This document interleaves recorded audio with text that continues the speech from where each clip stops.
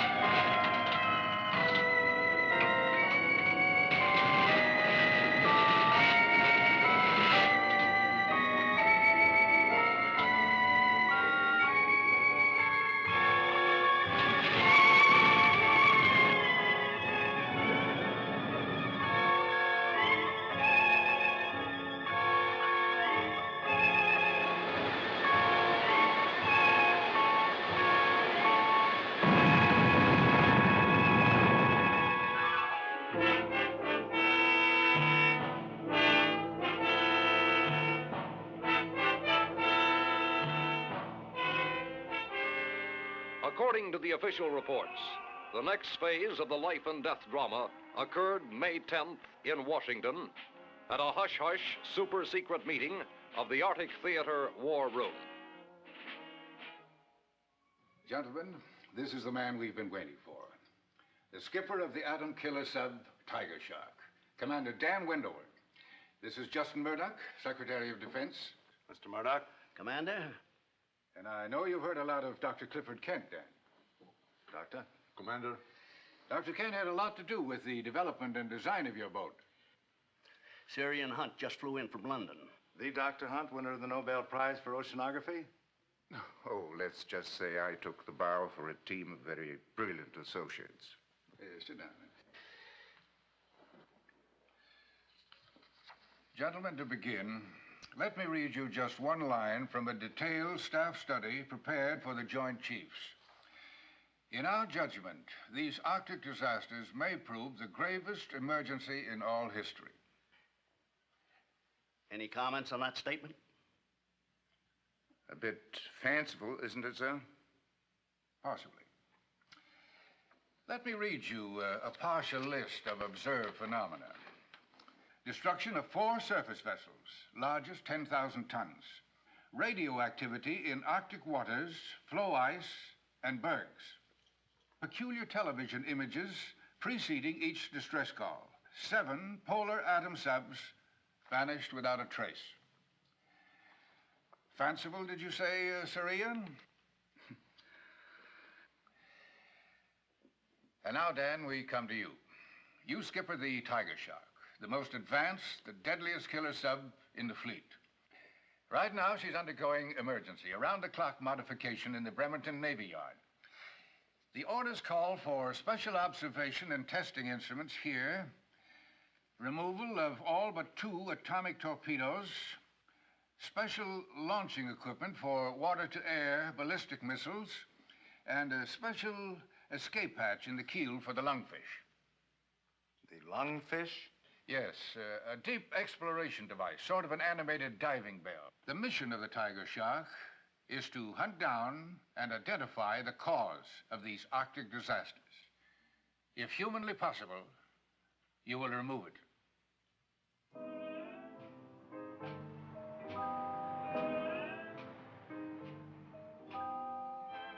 Not that I don't think Lieutenant Commander Holloway is the finest exec in the entire sub-fleet, Julie. And not that he isn't the best friend that I have. Come on, Dave. You talk too much. Now, be quiet, little mother. I feel behooved to warn you, our friend Reef is no less than the #1 howl in the entire sub-wolf pack. Nuclear-powered. And when it comes to women, well, he has got a built-in sonar detector that... Dave, you know you're exaggerating, old buddy. You know it? Yes, you are. You know, on most boats, a certain loyalty exists between the exec and his navigation and firing officer. But in the case of Lieutenant David Milburn of the Tiger Shark and myself... But she's a nice girl. I've seen you work. I think she deserves a fighting chance. Helen, I appeal to you. Dave, look at me. I'm the mother of your 3 children. Will you please take me home to them at once? There you are. Just drop in any time. Don't bother to call. Just drop in. That's my way of life.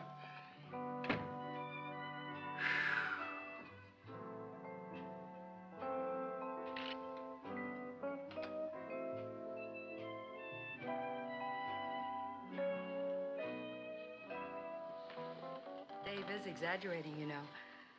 I mean, a man spends 3 months in a deep freeze. It'd take his whole leave just to thaw him out. By that time, he's ready to report back. It won't take me long to defrost. Not around you.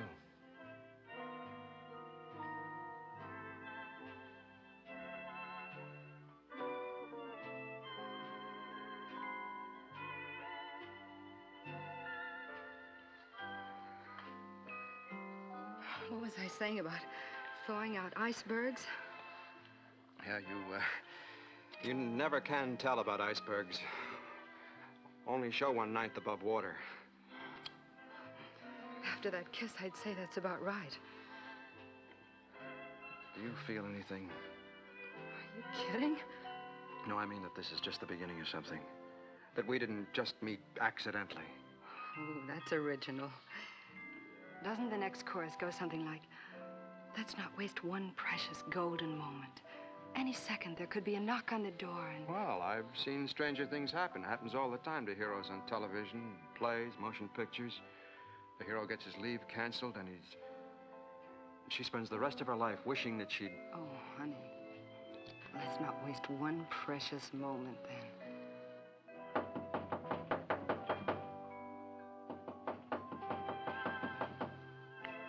What's that pounding?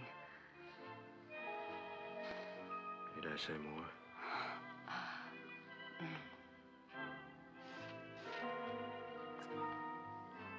Reef, look.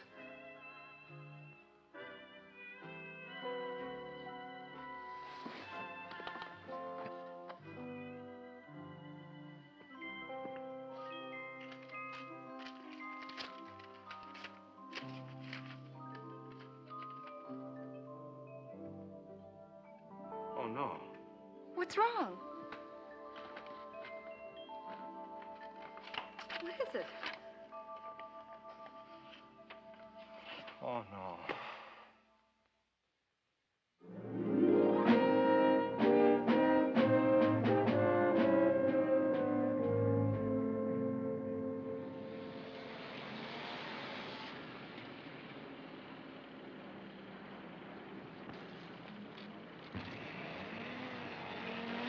Reef! They caught you too, huh? At the worst possible moment. Tomorrow's Janie's birthday. Poor little kid's been looking forward 2 whole months to having her daddy home. Now, That's the worst possible moment? what could be worse than disappointing a little girl? Disappointing a big girl. Julie? Good. Really tough, old buddy. Oh, really tough.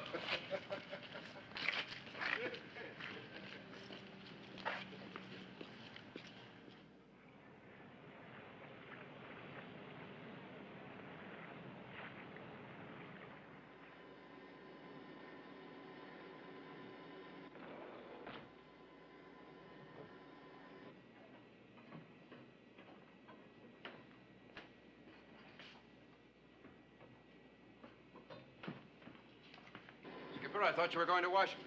I did. Just got back. Reef, I want you to meet a couple of our passengers, Sir Ian Hunt and Dr. Clifford Kent. My exec, Commander Richard Holloway. Right, right, sir. Dr. Kent, met you before. Yes, indeed, Commander. You gentlemen are going with us. What for? We'll discuss that later. Roberts. Have Chief Griffin report to me as soon as the crew's aboard. Yes, sir. Watkins, Yes, sir. will you show these gentlemen their quarters? Aye, aye, sir. This way. Oh, sorry you had to cut your leave short. Yeah. Come at the wrong time? Yeah? Will do.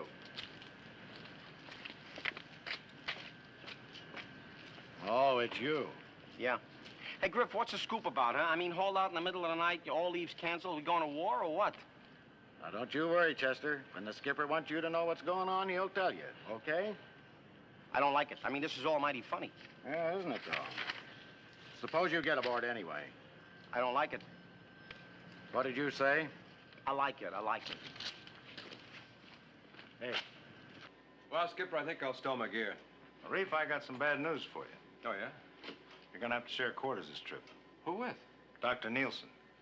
Dr. Nielsen? Well, when did that happen? Huh? Oh, it's all right. We're all friends.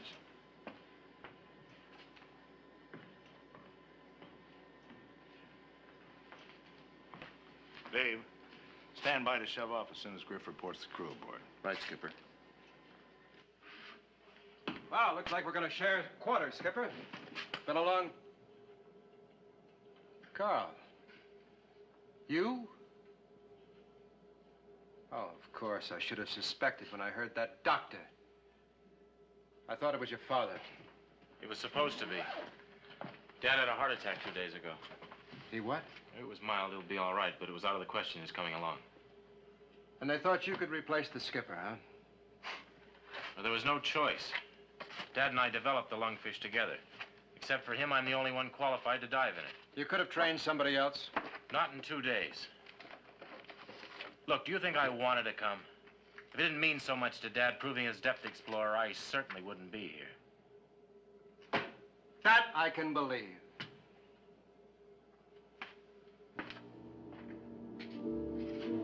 The Tiger Shark left her dock at Bremerton at 0335 hours, the morning of May 11th, on what was to prove the strangest, most fearful voyage ever made by a submarine, atomic or otherwise.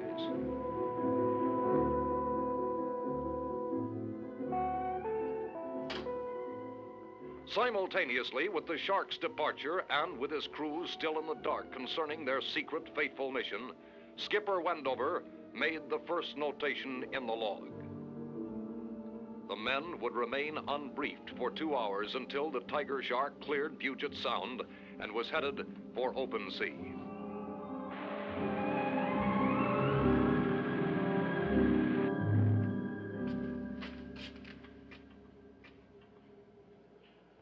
Who the devil belongs to this gear?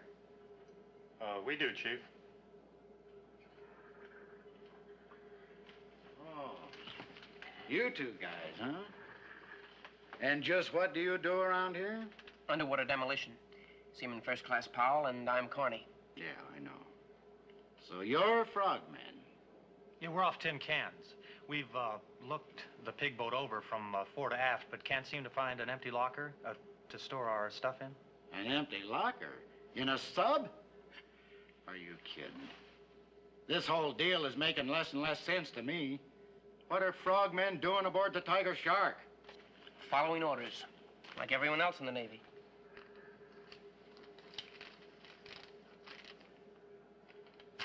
Beats me. But orders are orders. Yeah, well, in the meantime, where do you want us to stash these gizmos? Come on.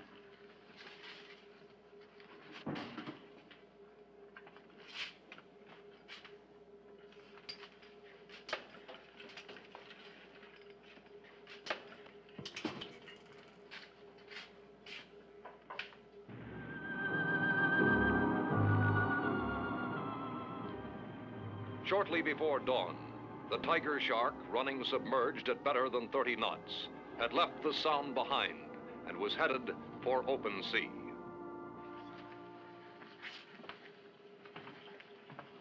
There are orders, Reef. Look them over while I fill in the crew. Now, hear this. This is the captain speaking. I know you're wondering about all the mystery. Well, our job had to be kept absolutely secret. Our mission is to find out what caused the disasters under the Arctic ice. Once we cross the Arctic Circle, any command you hear will be the real thing. Please remember. That's about it. Now, you know as much as I or anybody else does, for that matter. Coincidentally, I assured Washington that this was the best sub crew in the fleet. I know you won't make a liar out of me. Carry on.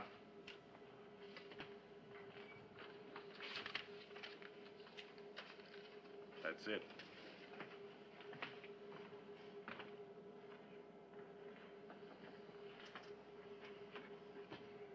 What do you think? I think I should have joined the Air Force.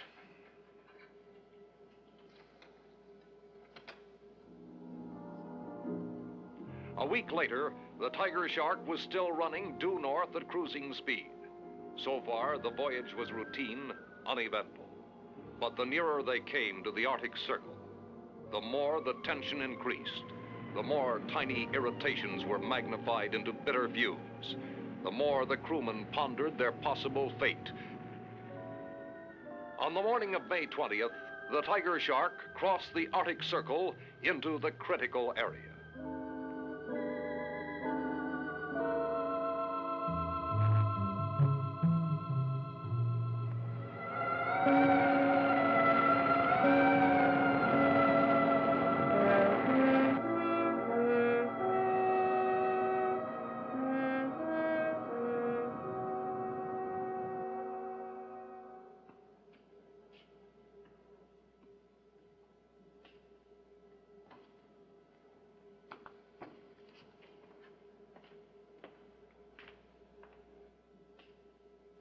You're always asking me why I stay up, bachelor. There goes one of the best reasons I can think of. Huh? Yeah. I might have a son like that. I don't get it. What goes with you two? I guess his father, Skipper Nielsen, retired before you enrolled at the academy, didn't he? I guess. One of the finest men and officers alive. A real hero in the best sense of the word. World War II. Taught engineering and design at the academy. Fought like a demon for atomic subs. So? So when his only son dropped out of school, began making statements, all sounding like borrowed propaganda. Ban the atomic test, junk the nuclear subs, spend the military budget for peace. Well, it just about broke the old man's heart. Then when the newspapers picked it up, called Carl the honest, sincere son of a warmongering father. Well, Captain Nielsen resigned from the Navy. Oh, he still keeps his hand in with projects like the Lungfish. But it broke him all the same. Have you talked to Carl? Try to get his side. His side? He's all front with no back. How can he have a side?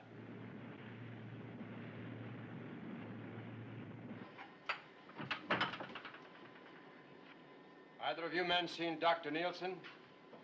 He's in here, sir.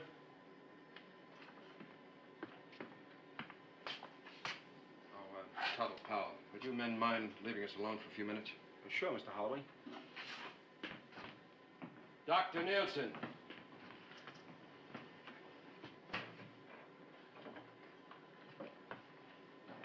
What is it? You are out. This came for you. My father? Dead? No, as a matter of fact, he's a lot better. Just got out of the hospital.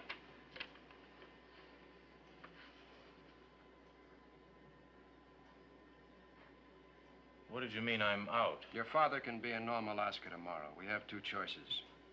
We can ask them to bring him out by helicopter and take you off, or we can put the Shark back into Nome.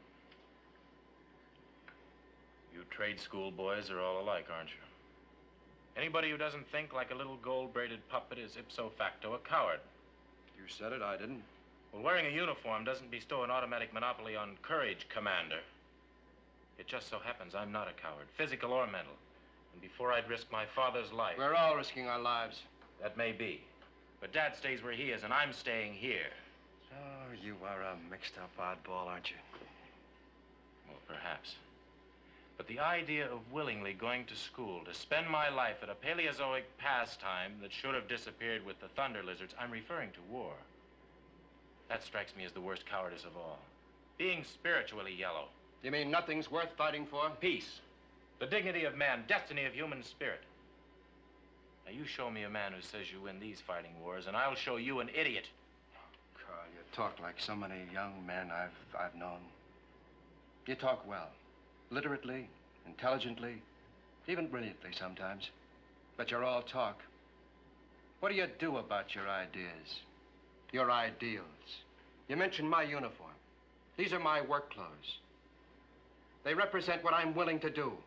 How hard I'm willing to work for what I believe in. I doubt your willingness for anything, except talk about what you're against. That talk darn near killed your father.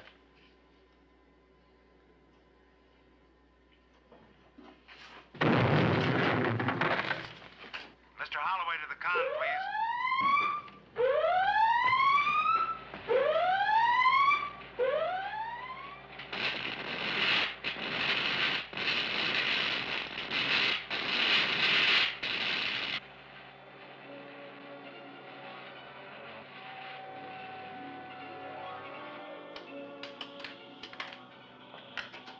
The instruments have all gone crazy. And take a look at the screen.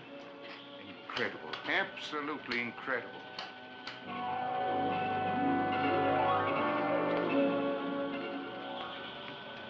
What hit it? Doesn't seem possible, but could it be an electric storm center? Underwater? High-intensity arcs will burn, submerge, and millions of volts discharge in random directions. Is there any way out of this? Seems all around. What about down? I don't know. Take her down. Maximum angle, maximum depth. Yes. Take her down. Maximum angle, maximum depth.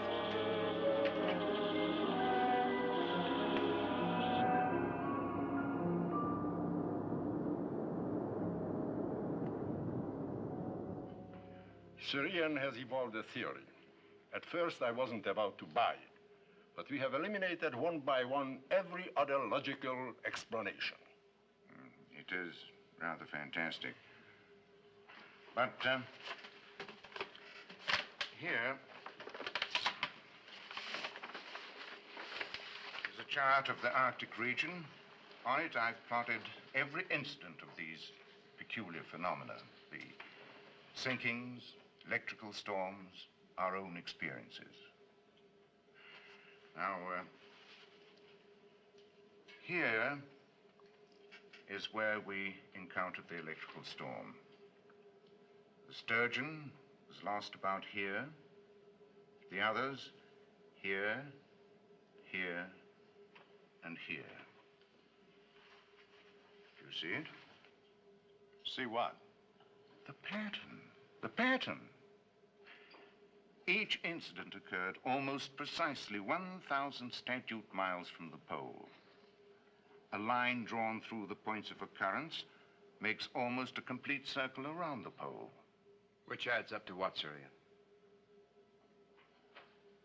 I cannot accept the idea that these phenomena were either random or natural.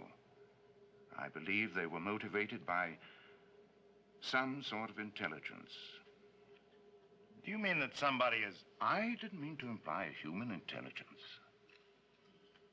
Well, what on earth kind of intelligence is it, Syrian? Oh, perhaps it's not an intelligence on Earth. Perhaps it's an intelligence from beyond the Earth. What can we do about it, sir?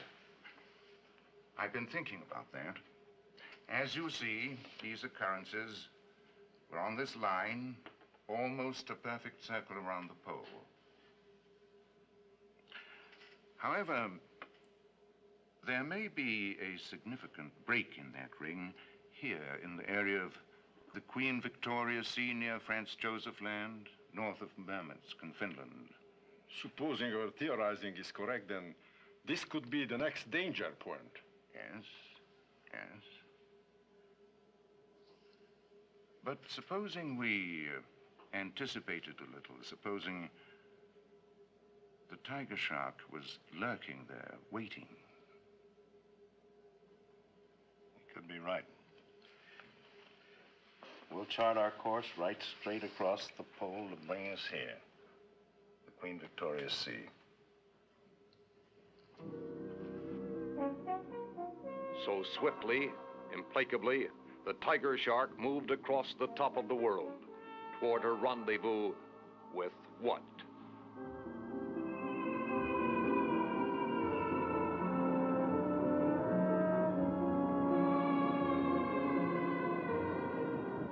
We've been running due south along the 30th degree of longitude. By my reckoning, we should be about here, just short of our planned position. And that should be... Just about the critical point if we're on the right track. Prepare to service flank speed. Prepare to surface. Flank speed.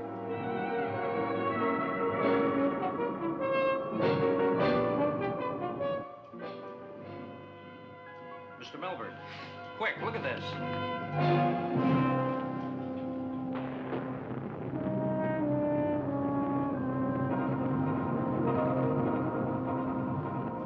Skipper, reef!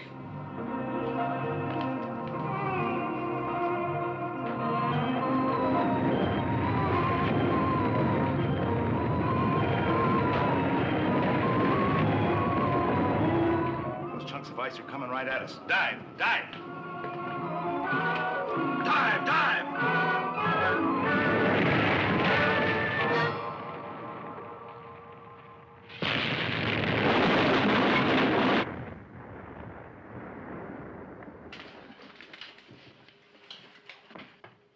Determine extent of damage. After torpedo room, report. This is Griff, Captain. Moderate leak in overhead plates. Damage to main drive shaft housing. Forced to full stop. We're dead in the water. Captain?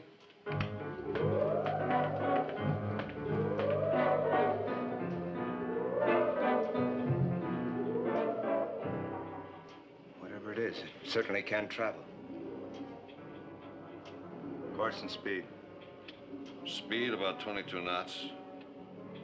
Course due north. Directly toward the pole. Are you two flounders about set? We're ready. Now try and remember you're not going out to rehearse a water ballet.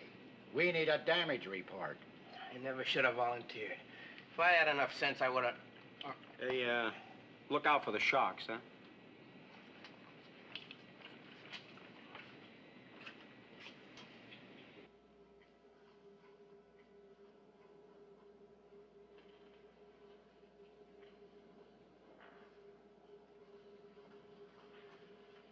A pure oval shape with this cyclops-like eye or turret on top. I'd estimate its diameter at, 300 feet. No discernible orifices. The eye of Cyclops. What did you say, Sir Ian? Just musing about our one-eyed adversary and the Homer legend. The Cyclops were the sons of heaven who forged the thunderbolts thrown by Zeus. Our own Cyclops throws quite a thunderbolt itself.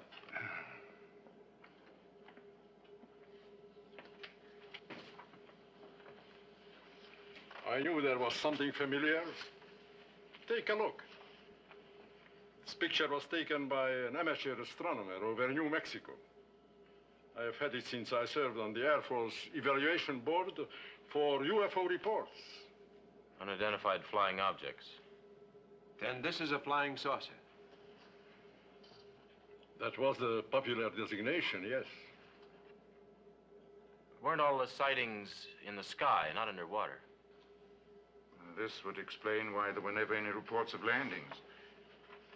It's quite possible that whoever or whatever inhabits this craft is not a land creature at all, but some form of marine life. That would make our little green men actually little green fish. Undersea flying saucers. Excuse me, Skipper. Yeah, Griff? All internal repairs completed. And frogmen report exterior damage minor. Then we can get underway, huh? Right, sir. Dave, you plotted the course of Cyclops? Then that's our course. Where he goes, we go until we get him. Or perhaps until he gets us. So the tiger shark began relentlessly stalking her space enemy. Up to the pole, back to the Arctic Circle, again and again. A week, a fortnight, a month.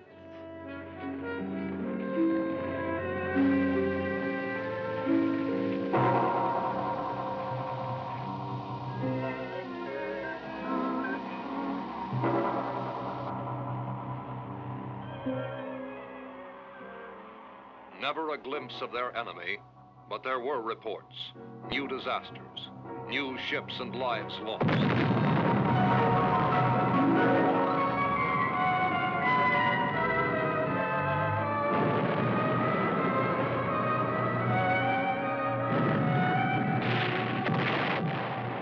Invariably, the tiger shark made for the scene, only to arrive after Cyclops had left. For all its desperation, the pursuit seemed fruitless. And then on July 3rd, Dr. Kent and Sir Ian held an urgent discussion with Reef and the skipper. Why does Cyclops invariably return to the pole between attacks? Never two in succession. Always away and back, away and back. We've asked ourselves that over and over 1,000 times. But answers are what we need, not more questions. We think now we have them. We took for granted his source of energy was nuclear. But suppose it isn't at all. What if it is magnetic? Yes. Yes. We harness energy on a small scale by cutting magnetic lines of force. Supposing Cyclops does it on a super scale. The North Pole is the positive end of the biggest magnet of all, the Earth itself. What you're getting at is that you think our saucer friend must return to the pole regularly to recharge his batteries. That may be oversimplifying it. But, Now, our present tactics are useless. But suppose we place ourselves between Cyclops and the pole. in such a way as to prevent him returning to the pole to, as you put it, recharge his batteries. If we are lucky enough to catch him with his power depleted. Then we polish him off with an atomic fish. We wait till the next report of trouble, and then we lie in wait for him, right in his path, and bushwhack him. Bushwhack? Yes, it's an American tactical expression. So, a change of tactics. Now, the tiger shark cruised almost over the North Pole, waiting for the radio report that would put the plan into effect. On July 13th, at 1600 hours, it came. We got it, Reef. Cyclops? Sounds like a distress signal from a small freighter between Ellesmere Island and Greenland. One Mayday, then nothing. Where's the skipper? Already in the con.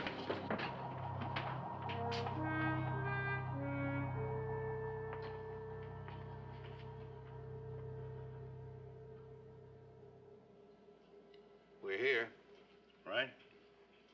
This is where Cyclops knocked off the freighter. This is the way he has to head for home, the pole. Here we are, right in his path. Sonar and TV scan the bottom, find a good place to hide and lie in wait for him. Maybe a cave or a valley. Break for silent running. As soon as we're on the bottom, secure everything that hums or buzzes. I want absolute silence. Very well. Break for silent running.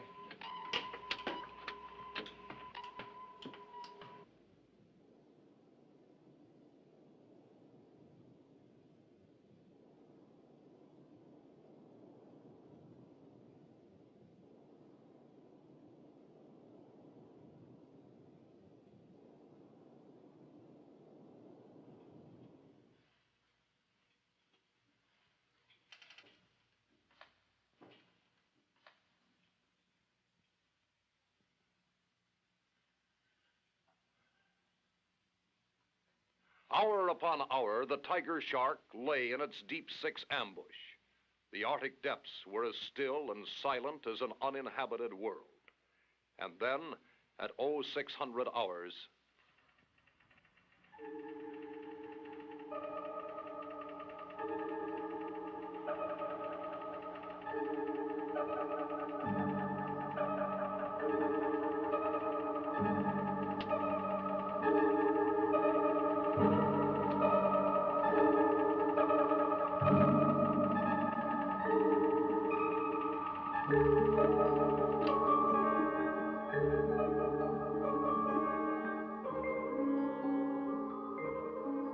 Skipper, Dr. Kent.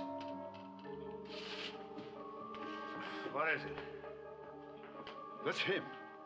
Has to be. Range 22 miles. Speed, I give it 14 knots. His radiation level is very low. That would confirm our theory about having to return to the pole. Better be correct. Give me a setup on the TDC, range about 7 miles.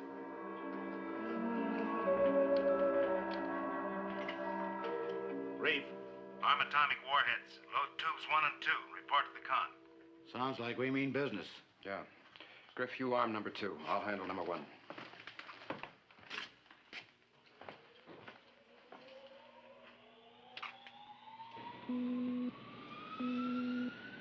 Load 1 and 2.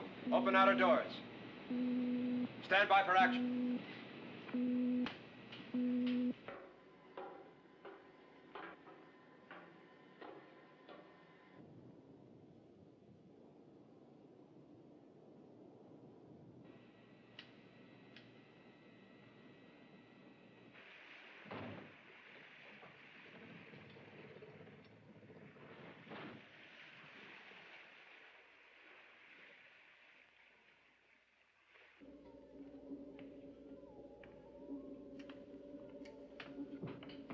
Range now 15 miles.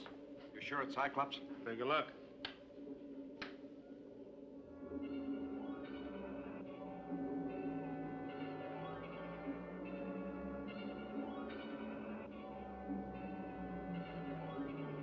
Range 14.5 miles. Griff to skipper. Tubes 1 and 2 loaded. Outer doors open, ready to fire.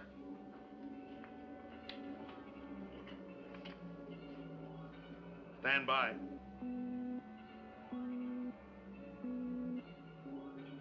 Range 8 miles.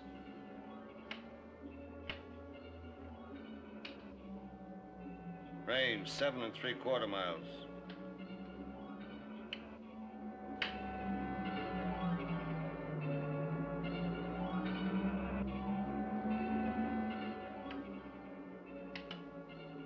Zero, minus 10. 9, 8, 7, 6, 5, 4, 3, 2, 1. Target 0. Fire 1.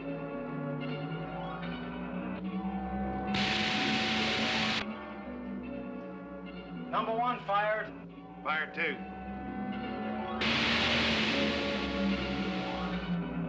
Number 2 fired.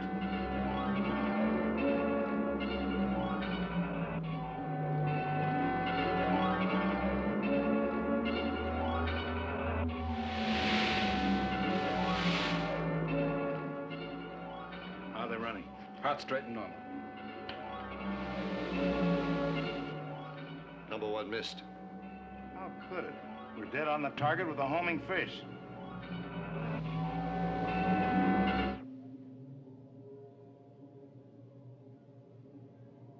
What's that? A massive jelly-like stuff came out of the thing and caught our torpedo. It must function like a degaussing field. We never get a torpedo through that. Maybe not a torpedo. Blow all main ballast tanks. Reactor room stand by. As soon as we're off the bottom, I want all ahead flank. What course, Skipper? Right at our one-eyed friend.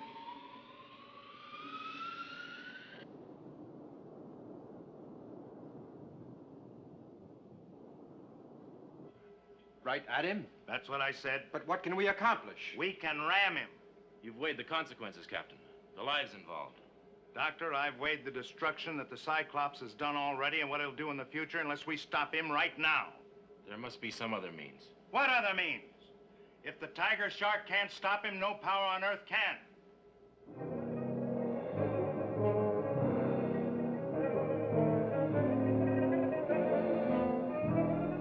Now brace yourselves. Sound the collision alarm.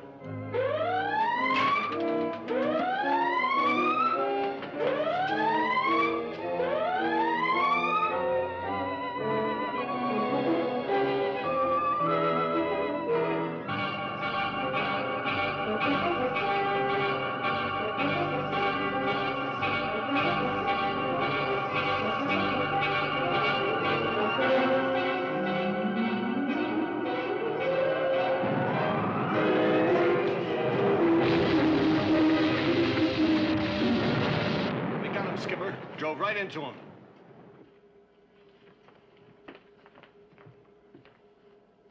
Look at that. Speared him like a fish. We did it, boys. Dove right through the saucer's side. Reactor room, give me all reverse, full.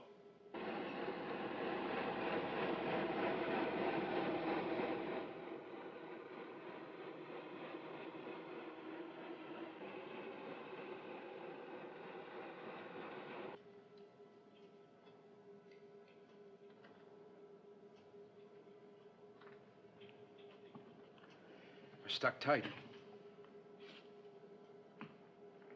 Skipper, take a look at this depth gauge. 180 fathoms? We can't be sinking that fast. It's our screw, Skipper.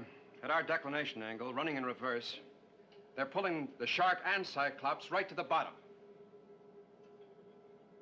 And we're at safe maximum depth already. Full stop. Full stop.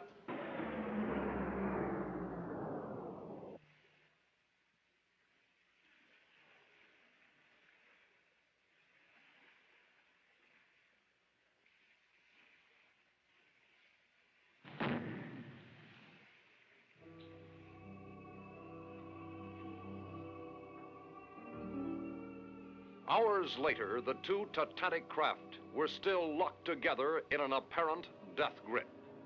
On the bottom of the Arctic Ocean, nearly 1,200 feet below the surface.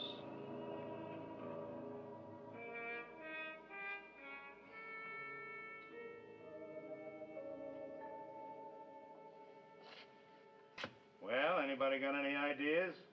Anything's better than lying here. Suppose there's some kind of atmosphere inside the Cyclops. What do you mean? Well, maybe we could get inside the saucer. We could use our torches to cut the shark loose. That's all very well, young man. How would one go about getting inside Cyclops? Through the eye, using the depth explorer. Yes. The Explorer was built to operate at even greater depths. Yeah. But suppose there isn't any atmosphere inside the saucer. Well, then the idea's no good, but we're no worse off than we are now. You gotta let us try, Skipper. Us? Reef and I could take the Explorer down, clamp it onto the eye. No. You can't, but I can. I can deliver you to the eye. Then you... A little out of your line, isn't it? Why don't you stay aboard and make a speech? Maybe you could get them to ban flying saucers. Listen, Holloway. However our ideas disagree, I've said before, I'm not a coward. And it happens you have no choice. Either I take you down there in the lungfish or you don't get there. I'd sooner swim. That's enough, both of you. Very well, sir. No use making the odds any longer than they are. So happens that Dr. Nielsen's right. Get the Explorer in the airlock and prepare for launching. You better take Carney and Powell with you. Frogmen? That's right. Their underwater experience might make them invaluable. You'll need sidearms. Sidearms? The saucer's dead. You hope. You better get ready.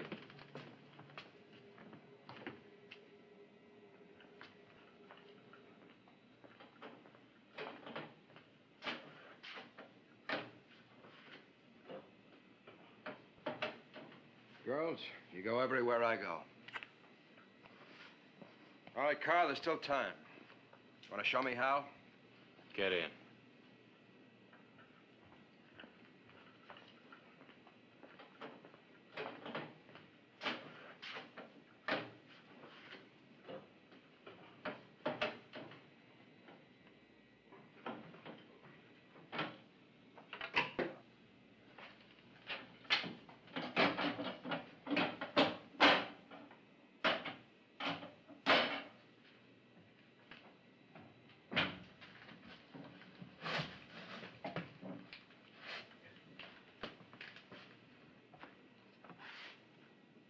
Ready to open. Airlock door, Captain. Go ahead, Griff.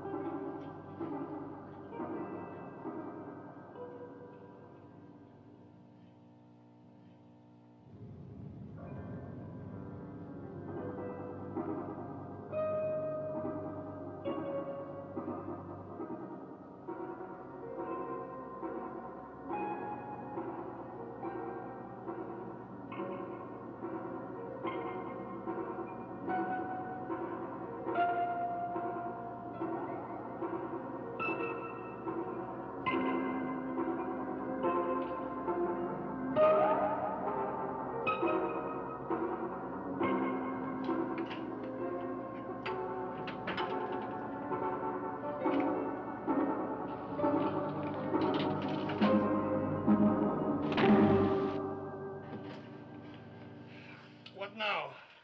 What do you say, Doctor? Shall we take a chance? That's what we came for. Well, you all stay here. I'm going to take a look inside. Not alone, you're not.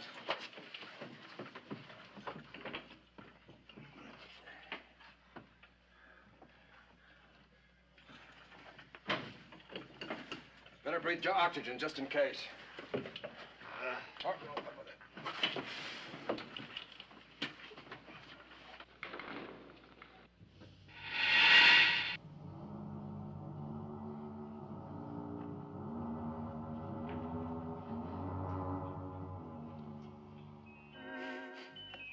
Air. Pure air. Under pressure. That's relieving. Well, we won't need these tanks. Good luck, man. All right. Let's go.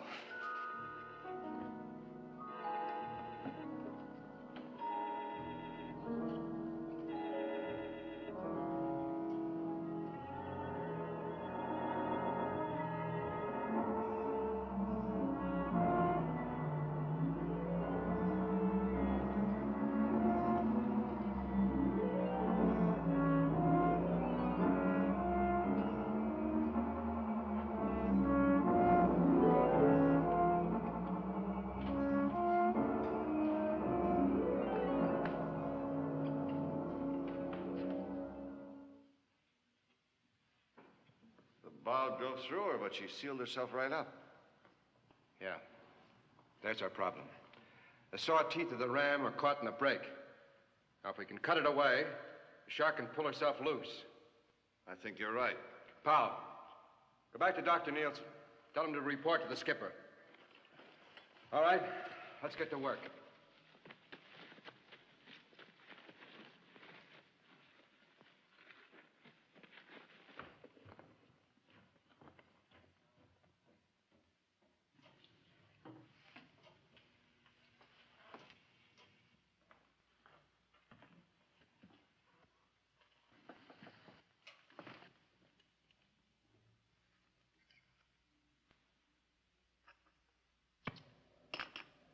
We read you, Doctor. Go ahead.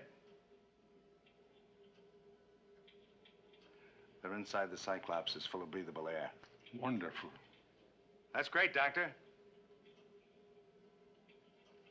Reef thinks that he can clear the shark's bow so we can pull ourselves loose. What's it like inside the Cyclops? This is a priceless opportunity to... Doctor, tell Reef to make sure that you're in the clear before we make another move. Right. Over. We'll make it out of this yet. Skipper, could you take a look here? What's wrong, Griff? The inertial navigation system must have been knocked out in the crash. We're dead in the water, but it indicates we're moving. That's impossible. The radiation level from the saucer, it's rising. What direction does the system indicate? Due north at 5 knots. Oh, 6. Toward the pole. But that Cyclops is dead. We killed it, didn't we? Beats me.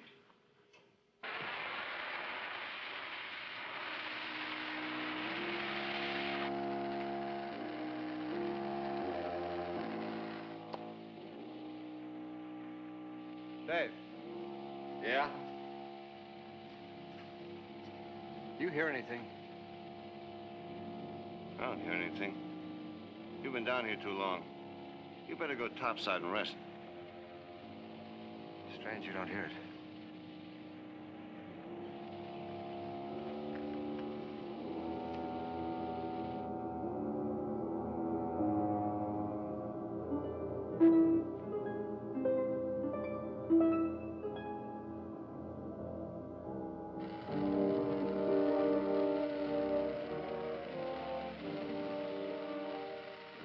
Reef? Huh? You know something? I think it's getting lighter in here. Yeah. Yeah, it is. If I didn't know better, I'd swear we were moving. Well, let's get back to work, and maybe we will be soon.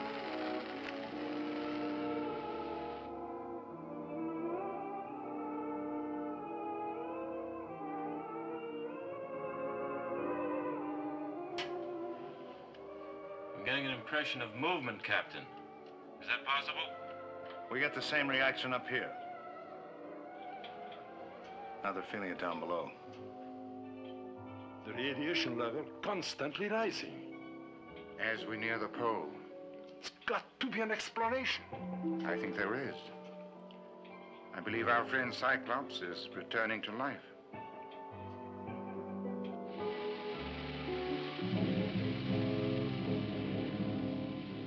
Commander Holloway, listen.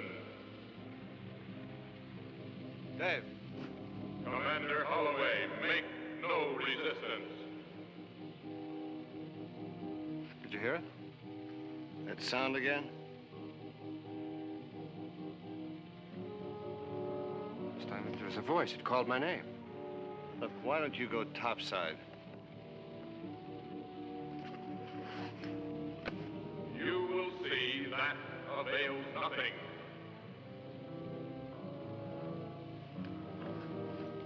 Where do you think the sound was coming from? Down there somewhere.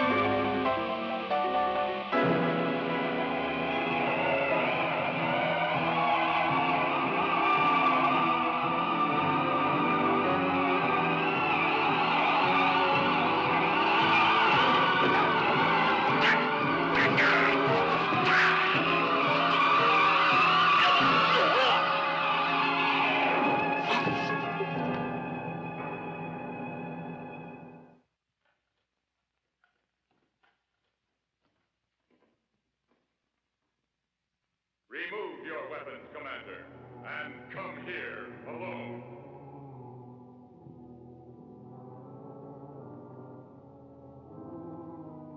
Come where? To me, here. That voice again? It wants me to go alone. Oh, it does it? You better stay here.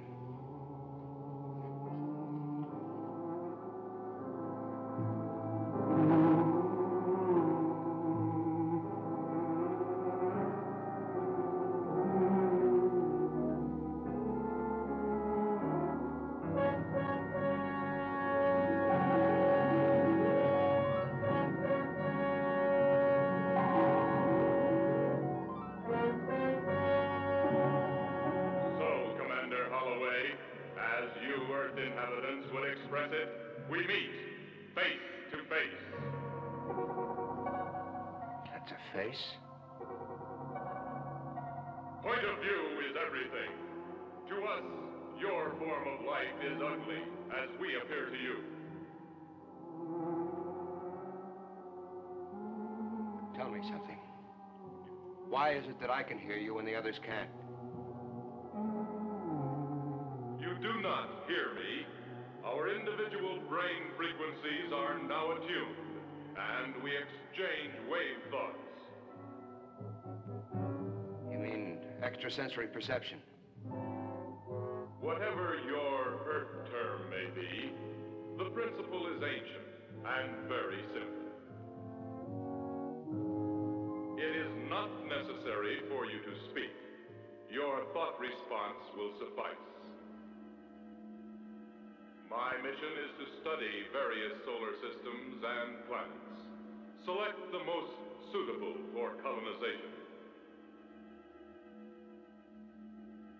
For horrors like yourself? Of course. It may interest you to know I have visited hundreds of other worlds, and of all of them, your Earth seems most suitable.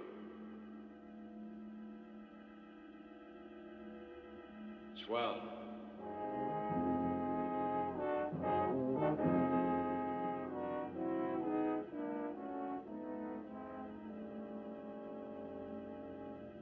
Your friend was to remain where he was.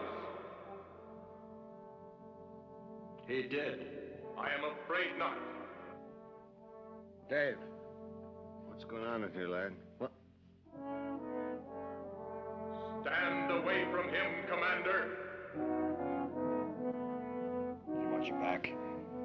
So this is your headquarters. Well, you've sunk your last ship, you...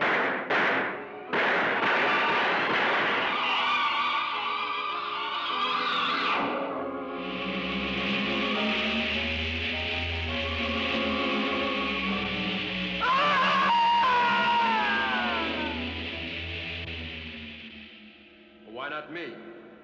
What am I, the closing act? On the contrary, I want you unharmed, perfect. Why? I have selected you to return with me along with several other specimens for study. We will examine you and the others, discover desirable features to incorporate in our Earth colonizers. And you just build them in, huh? Of course. Evolution is much too slow a process. On Earth, you build with inanimate material. We employ living tissue. This space vehicle, for example. It is a living thing. When damaged, you would say wounded. It immediately heals itself. Oh, that's why no water leaked inside when we rammed you. Of course. But it is time to begin the return voyage. To navigate, won't you have to see your way? Obviously. You'll be Russ!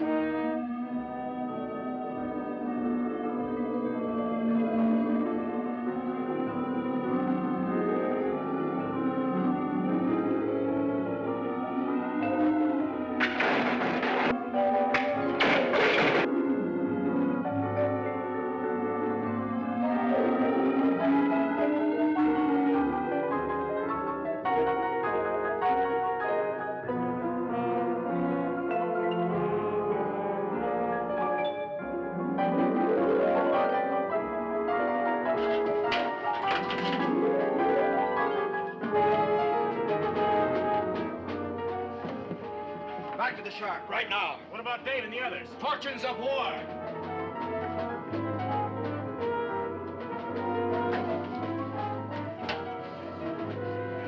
Skipper, this is Reeve from the Depth Explorer. Pull loose. Right, Reeve. Reactor room, get me all back. Emergency.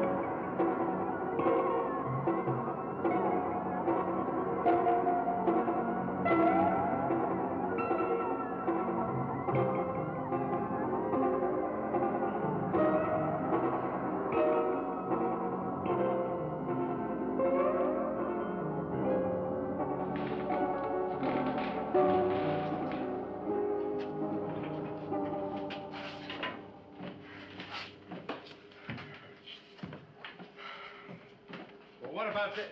Skipper, we didn't kill it. And if that thing ever gets back to where it came from, the Earth is doomed and everybody on it.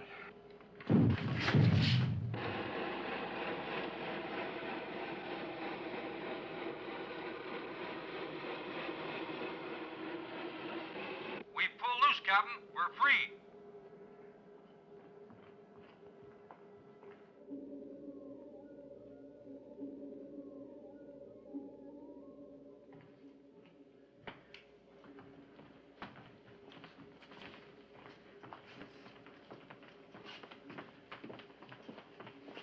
There it goes. Headed straight for the pole.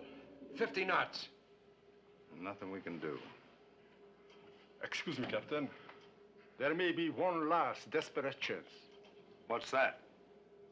It's possible I could adapt one of the torpedo guidance systems to the ICBM, so it would home on the saucer when he rises from the pole. What about the time?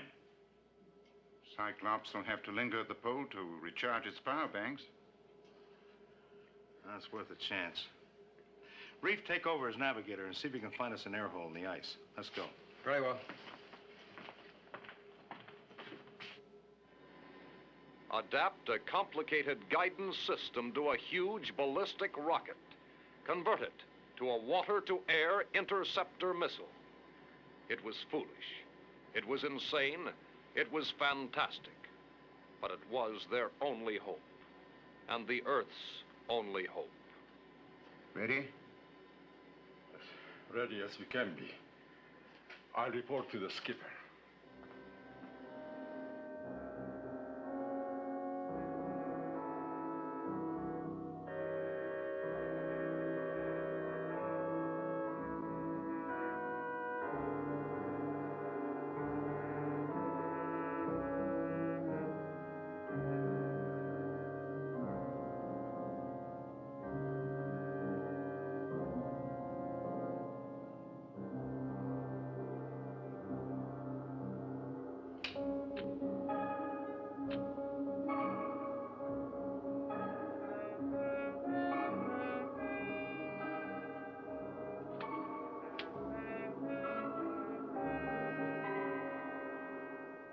Skipper, we found our hole in the ice. What's the corrected bearing of the magnetic pole? 357 degrees.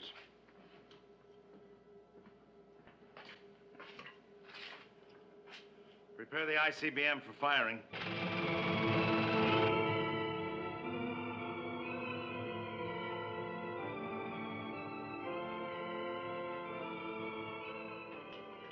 Well, that's about all we can do until our space friend decides to blast off.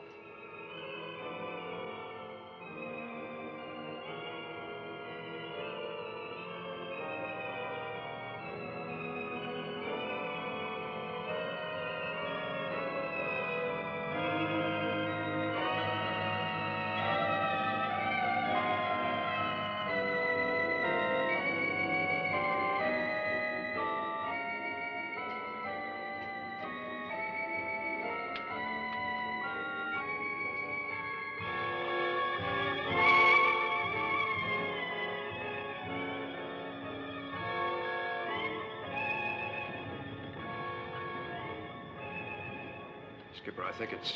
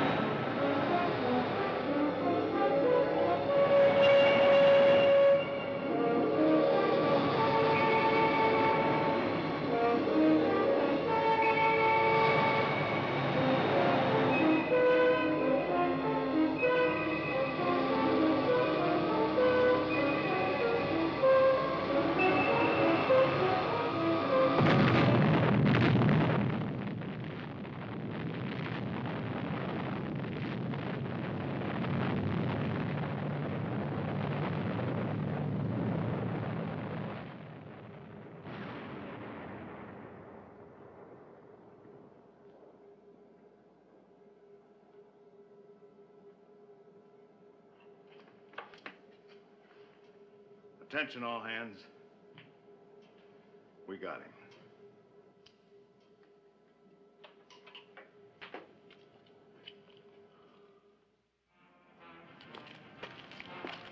Cigarette? Oh, they're so remote, the stars. Cold, beautiful. Now I wonder. Yeah? Which is the one? The one we have to worry about. Well, we have enough ills here to worry about, but maybe, just maybe, when their ship doesn't return, they'll decide not to come here after all. But if they do? I don't know. No, I wouldn't worry. Not when we have boats like the Tiger Shark, men like you, Skipper, Dave, Surrey and Kent, and my father. And his egghead son will give him a rough reception, won't we? You know, I think I lost my little black book on that lousy thing.